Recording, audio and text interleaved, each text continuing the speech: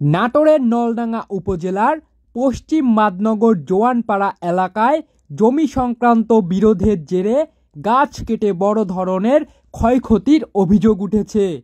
এ ঘটনায় ভুক্তভোগী মোহাম্মদ আব্দুল আজিজ নলডাঙ্গা থানায় লিখিত অভিযোগ দাখিল করেছেন।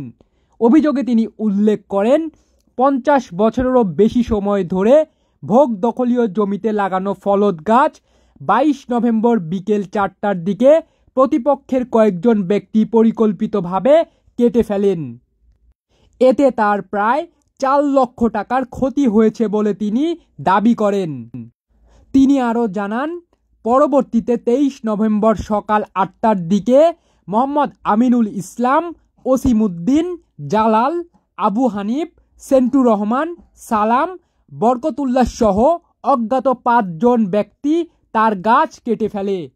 এ ঘটনায় অপর পক্ষের সাথে কথা বলার চেষ্টা করা হলে তাদের কোনো সাড়া পাওয়া যায়নি।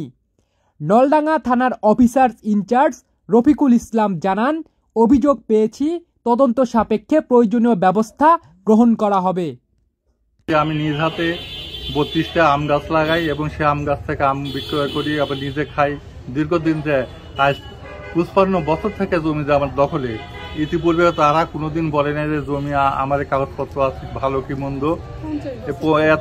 এই সময় আসিয়া তারা আমার বাপের জমি আমার বাপে বলে দাবি করে এবং এই দাবি করে এই দাবির সূত্রে জমি নিজের জমি বলে দাবি করে এবং এই সুযোগে তারা জমি আমাদের খারিজ ছিল না, তারা ওয়ার্ক সার্টিফিকেট দিয়ে জমি খারিজ করে এবং আমরা এসিলেট অফিসে মিসকেস করি। মিসকেসে তারা হারিয়ে যায়।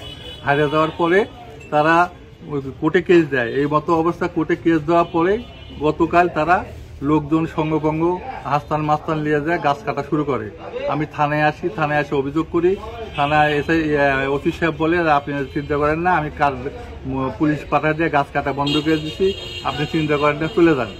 আমি বাসায় ফিরে নাটোর যাই এবং ভোর থেকে তারা অনেক লোকজন লাগায়। আমার টোটাল গাছ 19টা গাছ কেটে মাটিতে ফেলা যায় এবং আমার অনেক লক্ষ লক্ষ টাকার ক্ষতি সাধিত করে। এই জমি গাছ কাটার সাথে জড়িত ওসিমউদ্দিন মণ্ডল, আমিনুল ইসলাম এবং জালালউদ্দিন, উভয়ের পিতা মৃত বয়তুল্লাহ এবং সেন্টু মণ্ডল, হানিফ মণ্ডল, 2 জনের পিতা মৃত রহিসউদ্দিন এবং সালাম এবং পিতা মৃত আমসের মণ্ডল এবং আদম পিতা সালাম এবং বরকতুল্লাহ পিতা আমিনুল ইসলাম, এনারা জড়িত। এর সাথে আরও অনেকে জড়িত আছে। তারা হুমকি ধামকি দিতেছে এবং গাছ কাটার সময় আমরা গেলে আমাদেরকে হাসি দাওয়ালিয়া ধারাও করে এবং আমাদের জাননাশের হুমকি দেয়। এই অবস্থা আমরা নাটোর পুলিশ সুপারের দৃষ্টি আকর্ষণ করছি, তিনি হস্তক্ষেপ করবেন এবং আমাদের সুষ্ঠু একটা ব্যবস্থা করে দিবেন। না হলে আমাদের আত্মীয় স্বজন নিয়ে আমরা গ্রামে বসবাস করা কঠিন দুঃসাধ্য হয়ে গেছে। যে কোনো সময় আমাদের জানমালের হুমকির সম্মুখীন হচ্ছে, যে কোনো সময় আমাদের ক্ষতি করতে পারে। জায়গা আমরা 70 সালে জায়গা কিনছি, এই 55 বছর থেকে আমরা ভোগ দখল করে আসছি।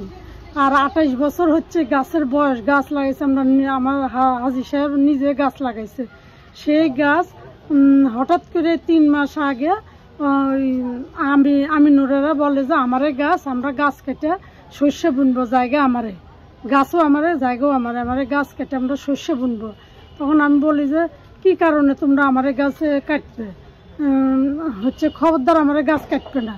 তখন ওরা 12টা গাছ কাটার পর হঠাৎ করে এটা নিয়ে হচ্ছে আমরা নিষেধ করি। তারপরে ওরা কালকে হঠাৎ করে সকালবেলা 2টা গাছ কাটে ফেলছে। তখন আমি খবর পাই, এখান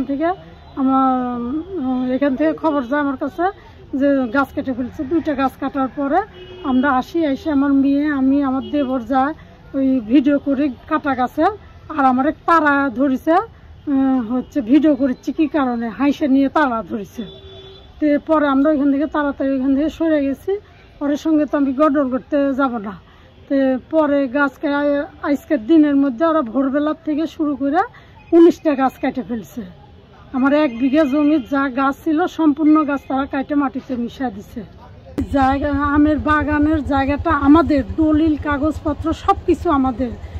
19টা গাছ কাটে এইভাবে মাটিতে মিশিয়ে দেওয়া, এটা তো আবার আমার হুমকি দিচ্ছে, আমার দেবর আছে এখানে গ্রামে, আমার দেবর এক রাস্তাঘাটে যেখানে সেখানে ধরে আটকাচ্ছে, হুমকি দিচ্ছে, জান্নাসের হুমকি দিচ্ছে। আমার পুরো পরিবারটা এখন হুমকির মুখে পড়ে আছি আমরা। আমি আইনের দৃষ্টি আকর্ষণ করতেছে, আইনে যেন সুষ্ঠু একটা বিচার করে, দ্রুত এদেরকে ধরে আর যেন একটা সঠিক বিচার করে। আমার এই গাছগুলো কেটে ফেলার কারণে আমি অনেক কষ্ট পেয়েছি।